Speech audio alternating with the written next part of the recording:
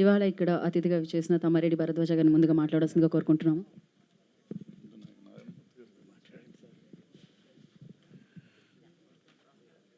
అందరికీ నమస్కారం.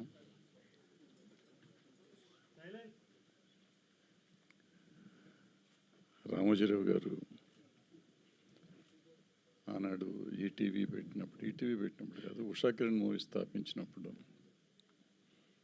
అప్పటికే మేము సినిమాలు తీస్తున్నాం. నేను, పోకూరు బాబురావు గారు, నారాయణమూర్తి గారు, మహేంద్ర గారు, ఇట్లా ఒక మాదిరి సినిమాలు చేస్తున్న బ్యాచ్ మేమే ఉండేవాళ్ళం అప్పట్లో. ఆ టైంలో రామోజీరావు గారు ఈ సినిమాలు తీయటం మొదలెట్టారు. పెద్ద సంస్థ వచ్చారు కదా, పెద్ద పెద్ద సినిమాలు పెద్ద హీరోలతో తీస్తారు అనుకున్నాం మేము. అలా కాకుండా మేము చేసే సినిమాలు లాంటి సినిమాలే చేశారు.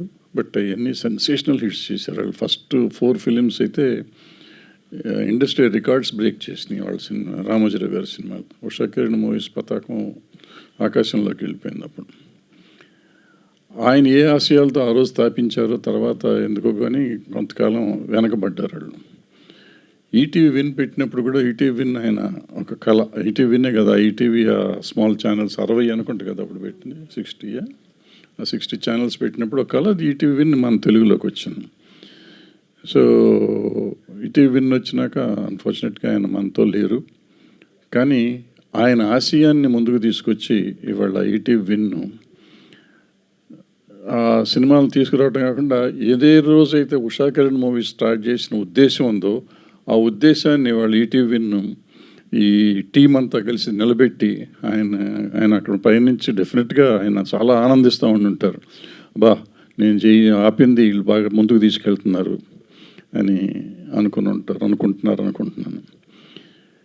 ఇవాళ చిన్న సినిమా తీయటం మాలాంటి వాళ్ళం అసలు నేనైతే మానేసా. 15 ఏళ్ళు నేను సినిమా తీసి మళ్ళీ ఇప్పుడు ఏదో ప్రయత్నం చేస్తున్నా. అది కూడా ఈ కుర్రాళ్ళంతా చేస్తున్న దీన్ని చూసి మనం వెనకబడిపోవటం ఎందుకు, మనం ముందుకు వద్దామనే ప్రయత్నం చేస్తున్నాం. ఆ ధైర్యాన్ని ఇచ్చింది ఈటీవీ విన్ను. ఆ ఈటీవీ విన్ అంటే అది వెనకాల ఉన్న టీం అంతా. అంటే ఇవాళ చాలామంది రైటర్స్ లేరు, డైరెక్టర్స్ లేరు, కొత్త వాళ్ళు అంతా ఇబ్బంది పెడుతున్నారు అంటారు. మరి నిజంగా లేకపోతే ఇవాళ ఇన్ని అవార్డులు వచ్చిన సినిమాలు, ఇన్ని హిట్ అయిన సినిమాలు ఎక్కడి నుంచి వచ్చినాయి? ఈటీవీ విన్ నుంచి వచ్చినాయి. And smallest budgets. అంటే సినిమా ఇవాళ ఎలా పెరిగిపోయిందంటే బడ్జెట్ లేకపోతే సినిమా లేదు అనే పరిస్థితిలో ఉన్నప్పుడు ఈ చిన్న బడ్జెట్ ఇది ఈటీవీ విన్ కోసం తీసామనుకున్న సినిమాలు కూడా వాళ్ళ థియేటర్లోకి తీసుకొచ్చి 40 కోట్లు 50 కోట్లు సంపాదించే లెవెల్కి వచ్చినాయి. అంటే ఎంత ధైర్యాన్ని ఇచ్చారు సినిమా ఇండస్ట్రీకే కాదు, సినిమాలు కొత్తగా వచ్చే వాళ్ళందరికీ ఒక ధైర్యాన్ని ఇచ్చారు. సో ఆ ధైర్యంతో వాళ్ళ ఇండస్ట్రీ మళ్ళీ నిలబడుతుంది. మధ్యలో అయిపోయింది ఇండస్ట్రీ, ఇక సినిమా ఇండస్ట్రీ ఉండదు. పైగా ఇప్పుడు రేపు ఏఐ రాబోతుంది. ఇవాళ ఇంకేముండదు, ఇండస్ట్రీ ఉండదు. ఈ విఎఫ్ఎక్స్లు వచ్చినాయి, అవి వచ్చినాయి నాకు కంగారు పడుతున్న రోజుల్లో ఈ పిల్లలందరూ కలిసి నిజంగా ఇండస్ట్రీకి ఒక ధైర్యాన్ని ఇచ్చారు. ఇండస్ట్రీ కొత్తగా వచ్చే వాళ్ళకు ఒక ధైర్యాన్ని ఇచ్చారు. సో అలాంటి చేసిన ఈటీవీ విన్కి కంగ్రాచులేషన్స్ చెప్తూ, గద్దర్ అవార్డ్స్, గద్దర్ గారు పేరు మీద ఈ అవార్డ్స్ స్టార్ట్ చేశారు. ఈ అవార్డ్స్ ఇచ్చినప్పుడు అసలు స్టేట్ అవార్డ్స్ అంటేనే ఒకప్పుడు చాలా బ్రహ్మాండంగా ఉండేవి. తర్వాత మధ్యకాలంలో కమర్షియల్ సినిమాలకి ఏదో సినిమాలకి పెద్దవాళ్ళకే ఇస్తారు అనే ఒక నానుడి ఉండిపోయింది. కానీ ఈ సంవత్సరం అవార్డ్స్ చూస్తే హ్యాట్స్ ఆఫ్ టు జ్యూరీ. ఆ జ్యూరీతో పాటు డెఫినెట్గా గవర్నమెంట్ ఇంటర్ఫియరెన్స్ ఉండుంటే వీళ్ళందరికీ అవార్డులు వచ్చాయి కాదు గ్యారంటీగా. సో గవర్నమెంట్ని కూడా అభినందిస్తూ ఈ కొత్త కథలు తెప్పించి కొత్త ధైర్యం, నాకు ఆల్మోస్ట్ ఈ డైరెక్టర్లందరితో అవార్డ్స్ రాకముందే ప్రొడ్యూసర్లు డైరెక్టర్లతో కూడా నేను ఈ నితిన్కి ఫోన్ చేసి నెంబర్లు తీసుకుని రోజు మాట్లాడుతూ ఉండేవాడిని. అంటే ఇన్స్పిరేషన్, వాళ్ళతో మాట్లాడతాం, ఒక ధైర్యం వచ్చేది, ఒక ఇన్స్పిరేషన్ వచ్చేది. వాళ్ళకు వచ్చిందో లేదో తెలియదు కానీ నాకు మాత్రం ఇన్స్పిరేషన్ వచ్చింది ఆ పిల్లలతో మాట్లాడుతున్నప్పుడు. సో అందుకని ఇలాంటి సినిమాలు తీస్తున్న పిల్లలందరినీ ఎంకరేజ్ చేసిన ఈ పిల్లలు, వీళ్ళు కూడా పిల్లలు, పెద్దవాళ్ళుగా సాయి నితిన్ ఇంకా పిల్లలే, ఇంకా పెద్దవాళ్ళు అయ్యామనుకుంటున్నారో తెలియదు నాకు. సో బాపినెట్ గారు ఎప్పుడూ ఉంటారు, ఆయన ఎప్పుడు సపోర్ట్ చేస్తూ ఉంటారు.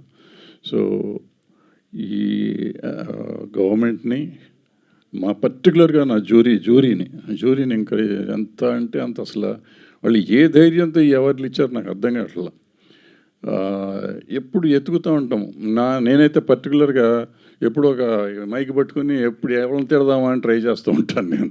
అటువంటిది కూర్చొని ఆ దిల్రాజు పక్కనే కూర్చున్నాను నేను అనౌన్స్ చేస్తున్నంతసేపు లిస్ట్ చెక్ చేస్తున్నా. ఇప్పుడు ఏది ఏ వార్డుకి తిడదాం, ఏ వార్డుకి తిడదాం, తిడతానికి ఛాన్స్ ఇవ్వలేదు ఆయన. అలా అద్భుతమైన అవార్డులు ఇచ్చారు. ఇది కాదు అంటానికి లేదు, అటువంటి అవార్డ్స్ ఇచ్చారు. అది ఎందుకు వచ్చినాయంటే ఈ పిల్లలు అంత అద్భుతమైన సినిమాలు తీశారు. ఒక్కొక్క డైరెక్టర్, కొత్త రైటరు, కొత్త ప్రొడ్యూసరు, కొత్త హీరో, కొత్త హీరోయిన్లు అందరూ కొత్త వాళ్ళే అయినా కానీ అద్భుతమైన అవుట్పుట్ ఇచ్చారు. ఆ అవుట్పుట్ ప్రజల్లోనే మెప్పించింది. అది ఓటీటీలో అయి ఉండొచ్చు, థియేటర్లో అయి ఉండొచ్చు. అండ్ ఆ సినిమాలు థియేటర్లో రిలీజ్ చేద్దాం అనే ధైర్యం వీళ్ళకి ఎందుకు వచ్చిందో తెలియదు. వచ్చిన తర్వాత సినిమా ఇండస్ట్రీకి కూడా ధైర్యాన్ని ఇచ్చారు ఇందాక చెప్పినట్టు. సో వీళ్ళందరినీ అభినందిస్తూ సెలవు తీసుకున్నాను. థ్యాంక్ యూ భరద్వాజ గారు. Thank you so much. And